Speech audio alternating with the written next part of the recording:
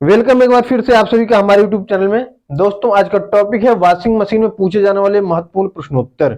आज का पहला टॉपिक है फुल्ली ऑटोमेटिक और सेमी ऑटोमेटिक वॉशिंग मशीन में क्या अंतर होता है, जो कि आपके इंटरव्यू में पूछा जा सकता है कि वॉशिंग मशीन दो प्रकार की होती है, फुल्ली ऑटोमेटिक और सेमी ऑटोमेटिक। इन दोनों में क्या अंतर होता है? तो सबसे पहला अंतर ये होता है, fully automatic washing machine fully Android होती है, उसमें कोई स्विच नाब नहीं होती है। उसको आप उसमें सेटिंग होती है, आप उसमें एक बार फीड कर देंगे, वो अपने आप पानी ले लेगा, अपने आप डिटर्जेंट ले लेगा, अपने आप जो है क्लीन करके सुखा देगा, धुलाई भी करेगा और उसको स्पिन भी करेगा, सुखा देगा। एक बार उसमें आप सिस्टम जो है अपलोड कर देंगे या फिर टाइम फीड कर देंगे, एक बार सेटिंग कर देंगे, ऑटोमेटिकली वो सब धोने, सुखाने और पानी लेने और डिटर्जेंट लेने का खुद ही काम कर लेगा। दूसरा अंतर यह है, फुल्ली ऑटोमेटिक में केवल एक मोटर लगा होता है जिसके द्वारा कपड़े की धुलाई भी होती है और कपड़े को सुखाता भी है। सेमी ऑटोमेटिक में क्या होता है, उसमें दो मोटर लगे होते हैं, सुखाने का अलग मोटर होता है, धुलाई करने का अलग मोटर होता है, वॉश मोटर अलग होता है, स्पिन मोटर अलग होता है। और एक चीज और होता है, सेमी ऑटोमेटिक में हम टाइमर लगा होता है, spin timer, wash timer, wash selector, wash drain. अब देखिए, वॉश जो है, वॉश टाइमर जो होता है उसके द्वारा हम टाइमिंग को फीड करते हैं, हमें कितने टाइम तक कपड़े को धुलाई करना है, 5 मिनट, 15 मिनट, 10 मिनट, 20 मिनट, जो भी है उसको हम टाइमर से सेट कर देंगे।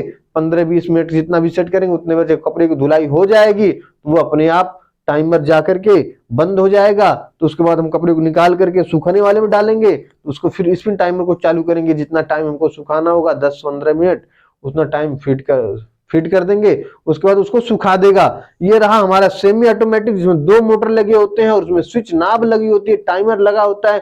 फुल्ली ऑटोमेटिक फुल्ली एंड्राइड होता है, उसमें एक मोटर लगा होता है और उसमें जो है एक बार आप उसमें सेट कर देंगे, वॉश उसमें सेट कर देंगे, अपने आप धुलाई करेगा, सुखाएगा, डिटर्जेंट लेगा, वाटर लेगा, ड्रेन करेगा, सब कर फुल्ली एंड्राइड होता है वो। चलिए अगला क्वेश्चन शुरू करते हैं। वॉशिंग मशीन का सबसे महत्वपूर्ण पार्ट क्या होता है? तो आप जान सकते हैं वॉशिंग मशीन का सबसे महत्वपूर्ण पार्ट क्या होता है। सबसे महत्वपूर्ण पार्ट मोटर होता है, चाहे फुल्ली ऑटोमेटिक का हो चाहे सेमी ऑटोमेटिक का हो, मोटर ही सबसे इंपॉर्टेंट पार्ट होता है। अगला क्वेश्चन है, स्पिन मोटर स्पिन मोटर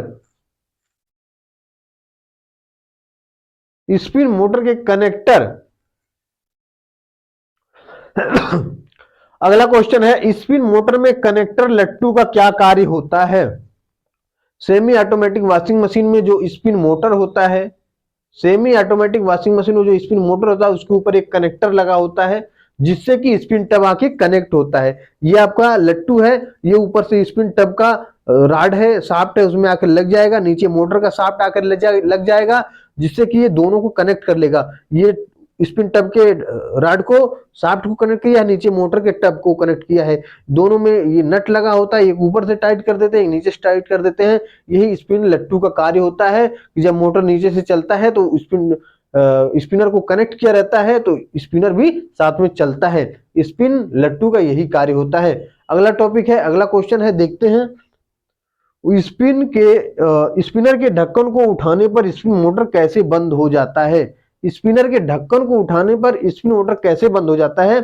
उसमें ऐसा सिस्टम लगा होता है, सेमी ऑटोमेटिक वॉशिंग मशीन की बात कर रहे हैं। वो क्यों बंद होता है? क्योंकि कभी कभी क्या होता है कि लोग स्पिनर को चालू करके यानी कपड़े को सुखाने को रख करके चले जाते हैं, कपड़ा सूखता है, छोटा बच्चा आकर के अगर स्पिनर में हाथ डालेगा तो एक्सीडेंट हो सकता है, चोट लग सकती है, घायल हो सकता है। इसीलिए कंपनी सिस्टम बना के रखती है, जब कोई छोटा बच्चा आकर दरवाजा उठाएगा तो स्पिन टब अपने आप, स्पिन मोटर बंद हो जाएगा, स्पिनर कार्य करना बंद हो जाएगा। उसमें क्या होता है, नीचे एक ब्रेक लगा होता है, स्पिन मोटर में ब्रेक लगा होता है जो स्प्रिंग के सहारे रस्सी के द्वारा नीचे कनेक्ट होता है। जब डोर उठाएंगे तो वो ब्रेक जाकर के मोटर को पकड़ लेगा और हमारा मोटर तुरंत बंद हो जाएगा, मोटर की स्पीड तुरंत कम हो जाएगी।